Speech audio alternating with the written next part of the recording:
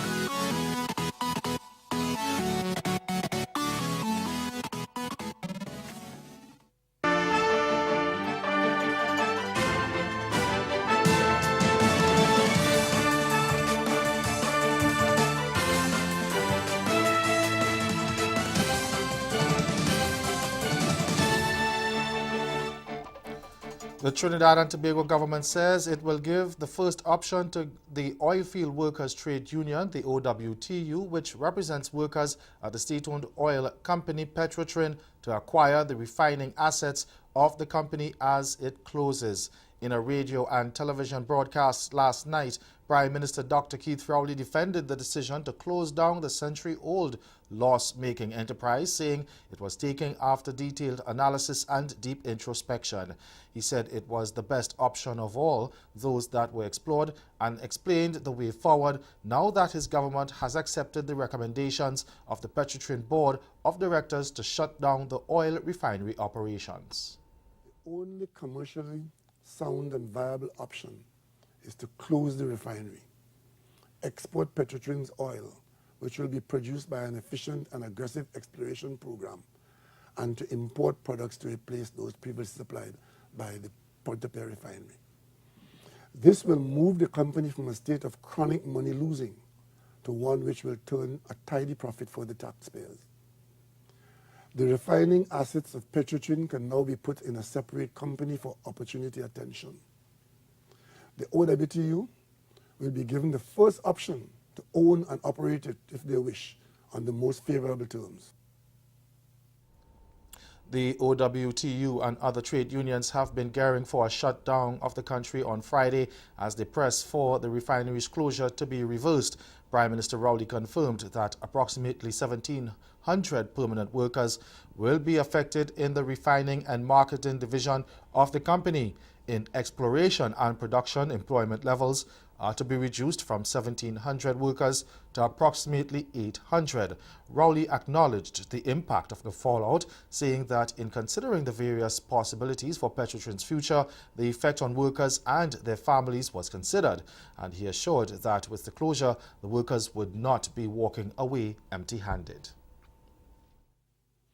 In order to minimize the overall negative effects of this inevitable decision to get out of refining, the government will ensure that the workers who are surplus to the requirement of the renewed effort leave the company with an attractive separation package that should be well received and backed up by the assured pension payments to come. By moving to fix the company now, we are in a position to treat employees with care and concern by softening the effects of the required adjustments. The company will treat with every employee with dignity and provide services such as financial advice and employee assistance program for psychological support. Workers are expected to receive significant financial packages upon ties being severed with the company. In other news now, thousands of children across Guyana were forced to go back home on the first day of the school year as teachers continued strike action to press for more pay. Parents took their children to school based on information from the Ministry of Education that there would be a contingency plan in place if the strike continued, but were forced to take them back home because there were no teachers present. Teachers came out in their numbers across the country protesting in front of the ministry. The Guyana Teachers Union is pushing for a 40% salary increase in keeping with the recommendations of a presidential task force, but it has indicated it is prepared to negotiate downwards. The union says it's willing to call off the strike if the government gives them a percentage of the increase they're asking for. The Parliament in St. Vincent and the Grenadines will meet on Thursday for the first reading of 3 pieces of legislation as government continues its effort to establish a medical marijuana industry. Agriculture and Forestry Minister Sabato Caesar will table the Medicinal Cannabis Industry Bill, the Cannabis Cultivation Amnesty Bill, and the Permitted Use of Cannabis for Religious Purpose Bill. It's coming a few months after the Ralph Gonsalves administration indicated a desire to have the relevant laws passed by March. The main opposition, New Democratic Party, has already said that the government must ensure that any medical marijuana industry benefits citizens. Now, opposition leader Dr. Godwin Friday had said it could not be a situation where multinational pharmaceutical corporations essentially come and dominate as an industry that locals can benefit from. Stay with us, your Midday Sport is next. Coming to New Jersey, the official national soccer team of Jamaica will face the national team of Ecuador. September 7th, 8 p.m. at the Red Bull Arena. Jamaica versus Ecuador with all their stars. Tickets on sale now at Ticketmaster.com or at the stadium and at a Delgado travel agency near you. Free admission for children under 10. Restrictions apply. Jamaica versus Ecuador. Brought to you by SPD Sports. Don't miss this exciting match. We try to understand, because it's very important that people understand how you can influence positively the change of law. What were your arguments for the minimum wage to be 10, was it?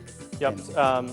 So, we believe fundamentally that hard work deserves fair pay. And when we are paying workers $7.25 an hour,